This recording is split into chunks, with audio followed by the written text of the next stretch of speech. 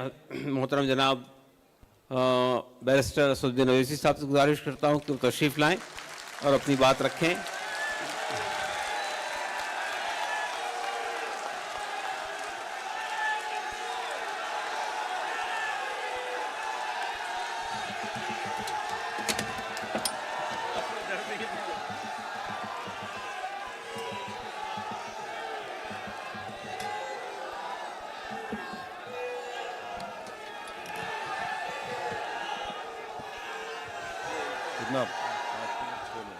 कितना टाइम?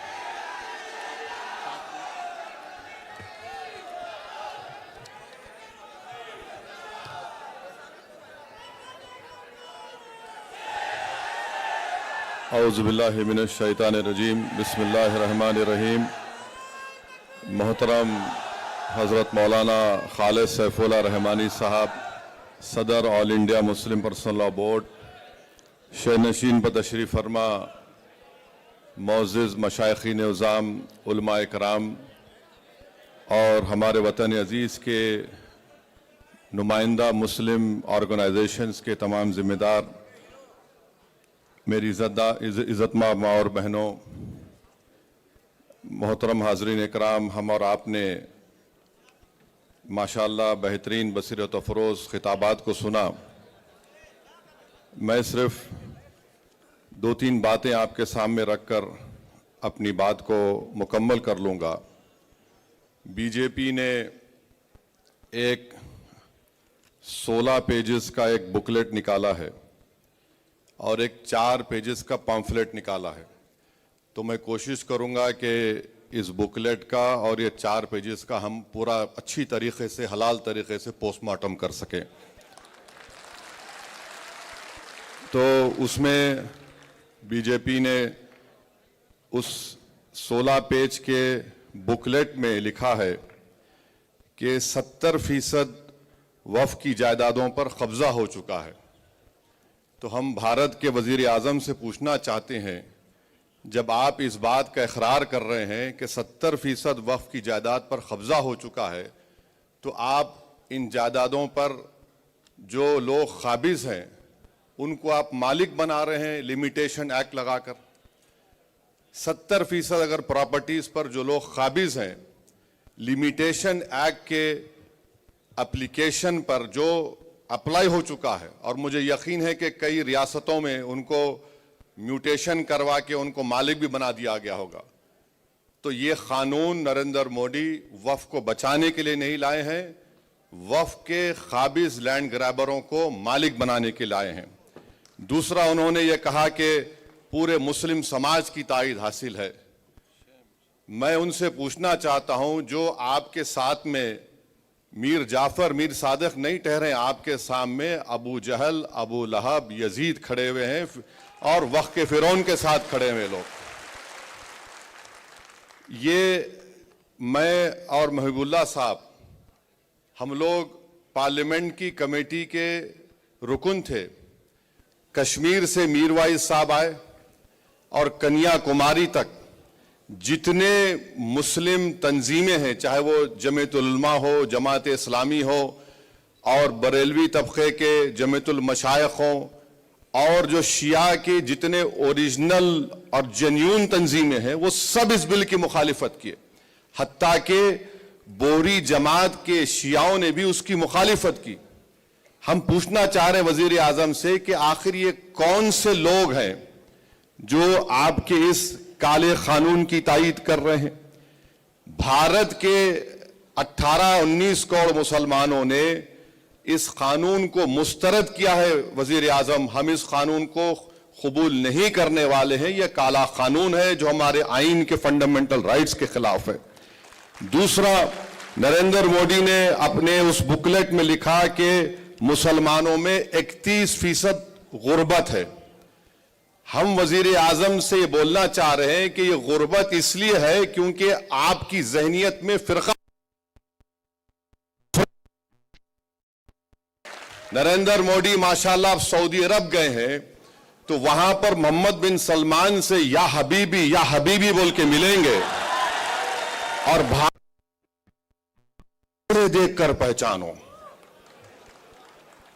अब तीसरा यह है कि एक बीजेपी में बहुत ज्यादा अनमोल रतन है, मुगल बादशाह अकबर के पास भी नहीं थे होंगे, मोदी के पास बहुत से अनमोल रतन है। किसी ने पार्लियामेंट में खड़े होकर कहा कि ये मुस्लिम देश पे वक्फ नहीं है। हम अपने वजीर आजम से बोल रहे हैं कि जब आपका प्लेन सऊदी एयर स्पेस में आया तो मोहम्मद बिन सलमान की एयरफोर्स ने 15 इस्तकबाल किया, हम उनका शुक्रिया अदा करते हैं। वो मोहम्मद बिन सलमान मदीने शरीफ में रसूलुल्लाह मुबारक के आगे एक बहुत लिखा हुआ अंग्रेजी में वफ उस्मान बिन अफ़्फ़ान रज़ी अल्लाह ताला अन्हु है, तो गले मिलते वक्त पूछ लिया, क्योंकि बोर्ड लिखा हुआ है। तो हर इस्लामी मुल्क में, मुस्लिम मुल्क में, चाहे वहां पर जमहूरियत हो या बादशाहत हो, वफ का तसव्वुर है और रहेगा। तीसरी बात उन्होंने कही कि गुर्बत के ताल्लुक से नरेंद्र मोदी ने मुसलमान अक़लियतों के प्री मैट्रिक स्कॉलरशिप की स्कीम को 9वीं और 10वीं जमात तक महदूद कर दिया। पोस्ट मैट्रिक मेरिट कम मींस का जो यूनिट कॉस्ट, एक अक़लियती बच्चा अगर स्कॉलरशिप के लिए अप्लाई करता है तो माहाना उसको 180 या 200 रुपए मिलते, 2000। फिर इनका यह बोलना कि मैं बुकलेट का पेज नंबर 7 बोल रहा हूं मीडिया के लिए, उसमें उन्होंने लिखा कि सेक्शन 40 को हमने उड़ा दिया। मैं मेंबर थे, विजा ने जवाब सेक्शन 40 का इस्तेमाल 30 साल में 530 मरतबा के करीब हुआ है, जिसमें से तो ये सेक्शन एक तस्वुर खड़ा वक्फ हो जाती है सेक्शन लिखकर, ये इनका दूसरा झूठ। तीसरा पर उन्होंने लिखा कि खवातीन के बारे में कि हम खवातीन को मेंबर, झूठ बोल रहे हैं, उनकी सरकार झूठी है। 95 कम 2, अब इन्होंने सिर्फ 2 कर दिया और ये बाजा को मेंबर बना रहे हैं। नरेंद्र मोदी, अगर आप में वाकई में बीजेपी में मुस्लिम खवातीन से मोहब्बत है तो मैं आपसे गुजारिश करूंगा कि आप बिलखुज़बानों को अपने घर में बुलाकर अपने हाथ से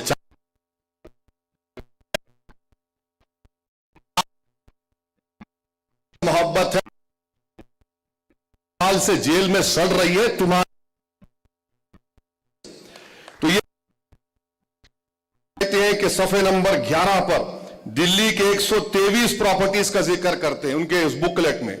सच्चर कमेटी ने कहा कि 123 प्रॉपर्टीज दिल्ली के जो है उसकी 2008 में लागत 7,000 करोड़ रुपए सच्चर कमेटी ने कहा, और ये वक्फ की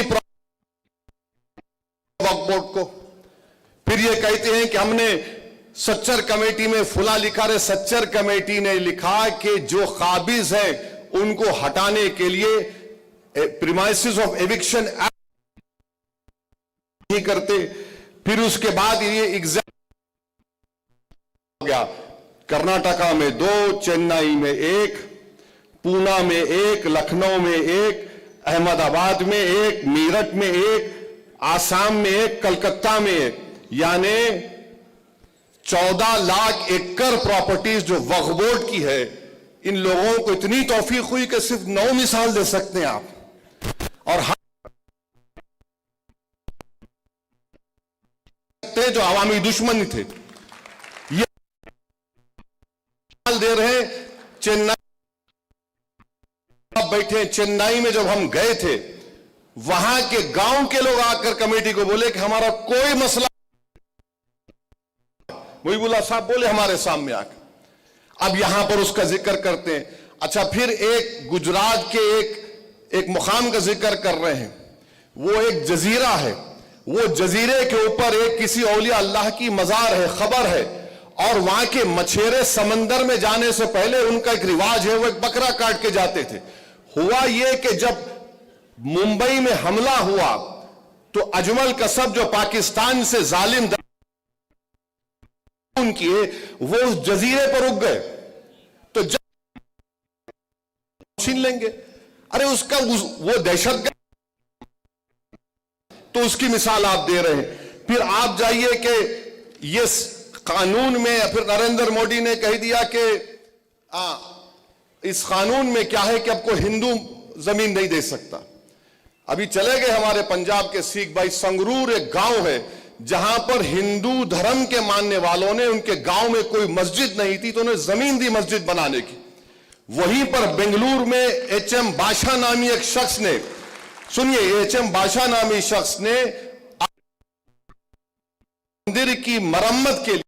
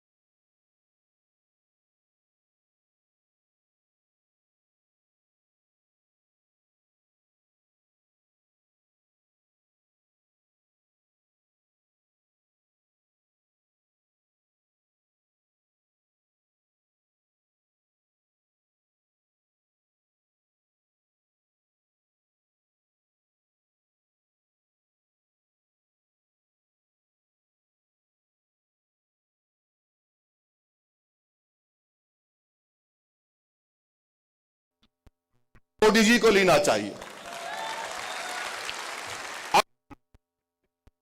आपने ये कह दिया इस बुकलेट में, पैम्फलेट में, झूठ का पलिंदा बोल रहे ना मुसलमानों के लिए। अच्छा, क्या नुमाइंदगी दी उन सब लोगों को वक्फ बोर्ड में? तो बोलते हैं कि जो जो छोटे छोटे तबके उनको सबको मिलना चाहिए। आप बताओ आईबी में कितने मुसलमान है? एक मोहतरमा खाली आईबी में, एक साथ रखो ना आप। अब बोलेंगे देखो ओवैसी देश की सिक्योरिटी के बारे में सियासत कर रहा है। तुम मेरी मस्जिद किसके नाम पे सियासत करोगे? तुम मेरी ईमान नहीं कर... तो मेरे अजीज दोस्तों और बुजुर्गों, फिर ये 5 साल का लुजूम, ये 5 साल का लुजूम हम वजीर आजम से पूछना चाहते हैं। ये 5 साल का लुजूम सिर्फ इस्लाम कबूल कर, कल अगर आप भी वफ प्रैक्टिसिंग है या गलत कबूल किया, उसको पूछा जाएगा, जनाब आप प्रैक्टिसिंग है, क्या करेंगे आप? हम भारत के वजीर आजम से पूछते कि माशाल्लाह आप अपने मजहब के मुताबिक अपने धर्म, मगर क्या तो किस बुनियाद नहीं जा, कन्वर्ट हो या ना हो, उसमें कोई कोई गलती रहेगी तो आप वो भी निकाल लेंगे। तो जितना ये कानून बनाया गया है, ये सिर्फ वक्फ की जायदादों को बर्बाद।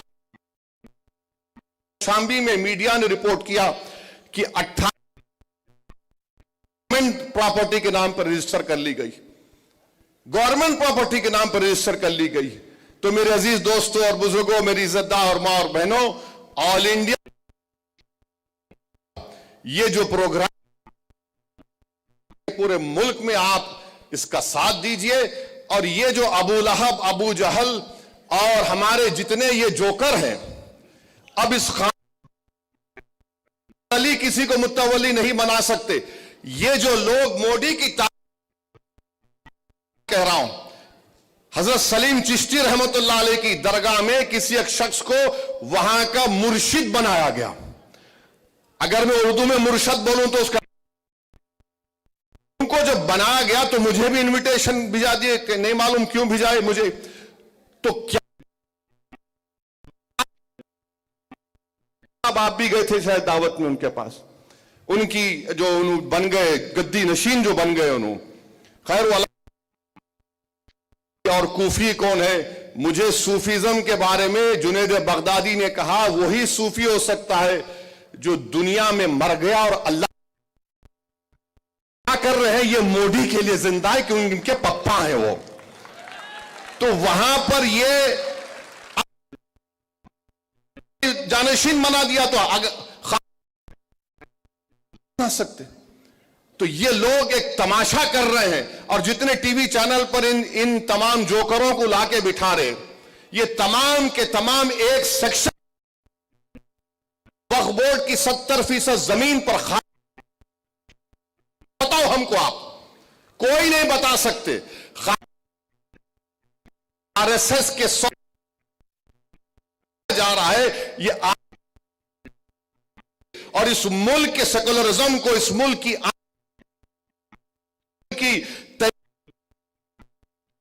के ईमान पर, उनकी मजहबी इबादत गाह साहब को फोन करके बताया हूं कि सेक्शन 3D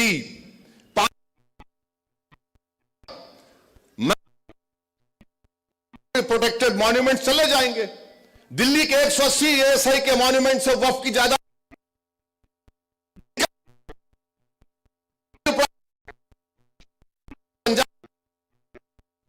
हमारे हाथ से निकल गई। तो ये लड़ाई लड़ना है, आज से 100 साल के बाद 2025 में हमारी बहनें उठ खड़ी हुई थी जिन्होंने जिस जगह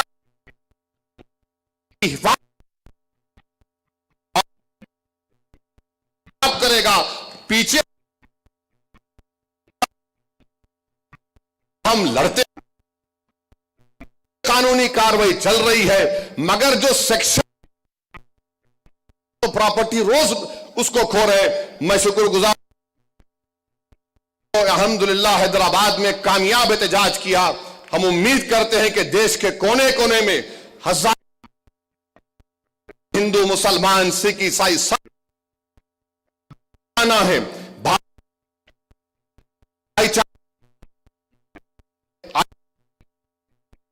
कानून को शिकस्त दे। वाखिर